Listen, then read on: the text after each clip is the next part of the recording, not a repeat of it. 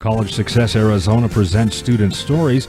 The feature of the following story and interview is Yocasta Moreno. I was born in Mexico in a city called Caborca in the state of Sonora.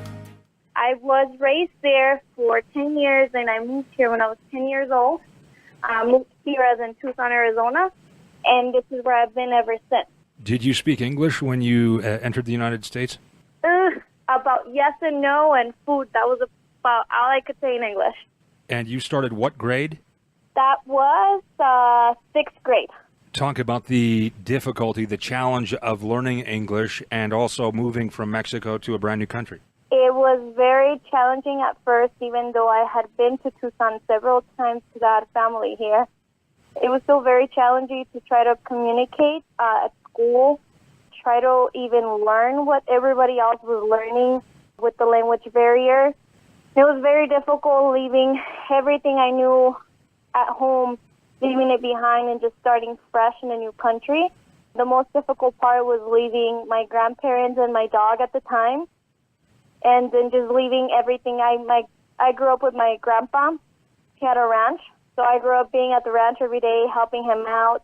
It was just a whole new world that I moved into, and it was very, very challenging to kind of transition from what I was used to there to what it was here.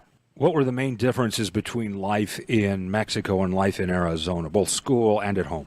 School was very challenging, as like I said, the language and also the culture within the students.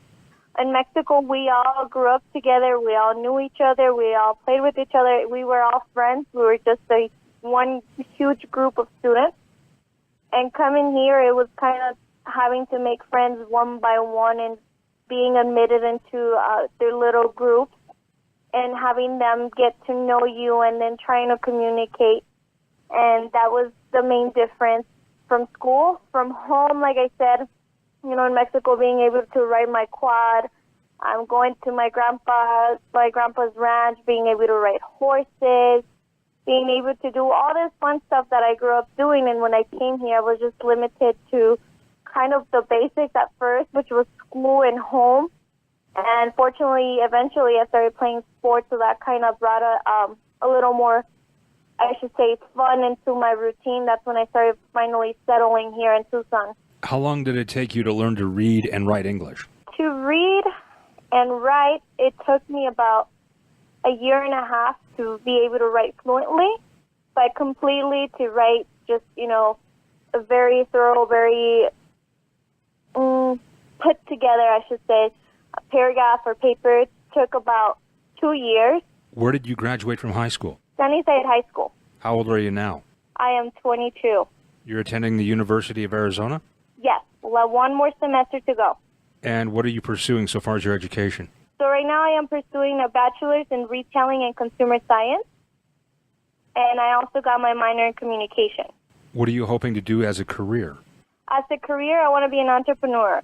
I am a big fan of everyday accessories like necklaces, rings, earrings, bracelets.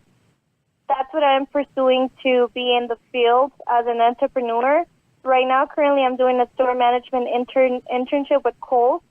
So that's another option straight out of college. But definitely in the long run, and my number one goal would be an entrepreneur.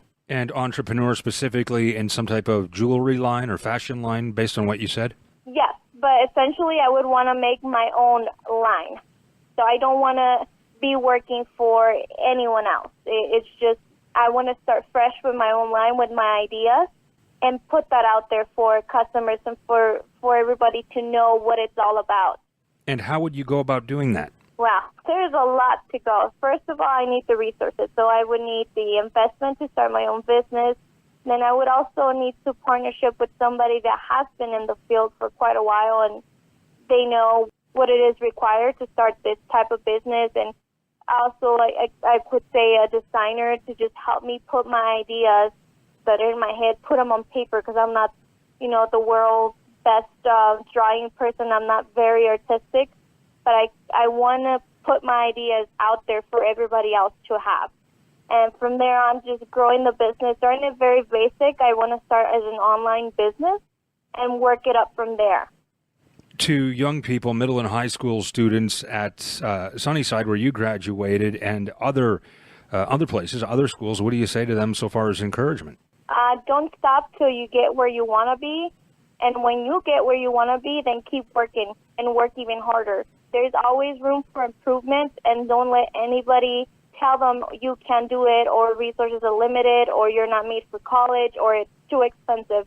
Because there is no excuse to not go to college and not be a better person and not grow as a professional. There's always room for improvement, and if I could do it, if I could get to college, everybody else can. What have been the biggest challenges for you in college? Number one would have to be moving out on my own. Recently, I had moved out on my own before, and recently I had to again. And in the middle of the process, it just kind of happened that I bought a home. I actually bought my first home. And so it was challenging trying to handle 3 part-time jobs and being a full-time student and being in the middle of buying a home and still being a daughter, a sister, a friend. But it's all been, I would say, very rewarding because I've learned a lot. So it's been difficult as in trying to manage your time and trying to get time for myself, but it's doable. You're awfully young to be owning a home. What led you to that decision? I had really good credit, and it actually was a lot cheaper to make an investment in buying a home than to just rent an apartment. So I decided I would make the investment and purchase my home and obviously use it while I was in Tucson. And if I was ever to move, I could always use it as an investment and rent it out. You know, it's just part of business, I guess. College Success Arizona has provided you with a scholarship that pays up to $6,000 per year for educational expenses. Can you talk about how that has helped to limit or possibly avoid student debt? That was a huge, huge impact, and that was the number one reason why I was able to get to college, because I didn't have the resources originally. And I've been very fortunate to get through college debt-free.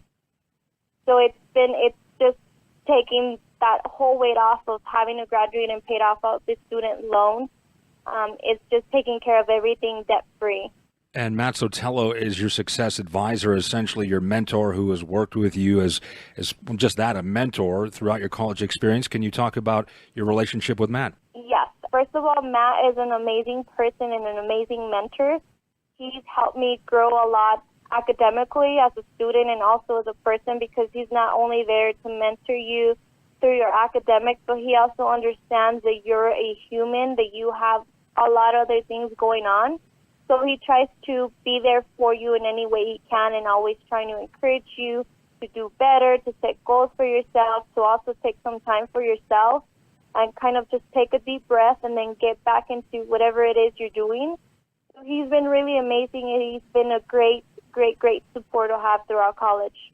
This desire to be an entrepreneur and own your own business, start your own business, is that something that is that a goal you've held for a long time? Is there a strain of that in your family? Yes, it has been. I had my grandpa was the chief of immigration back in Mexico, and he always encouraged me to do better, to be something, to be someone in life. And so at first I wanted to be a doctor. That was what I wanted to be. And then I kind of started switching my mind into business, but I was taught to never settle for just the norm. So that's where that grew up, for that I don't want to have the typical, I have a boss or someone above my pay grade that tells me what to do. That's been something that I want to put my ideas out there, and I want to own my own business. So it's just been for a long time, and it's been part of who I was growing up, always being told, do better, be better, you can always grow. Thank you, Yocasta, for the interview and for working so hard to make a difference in our community.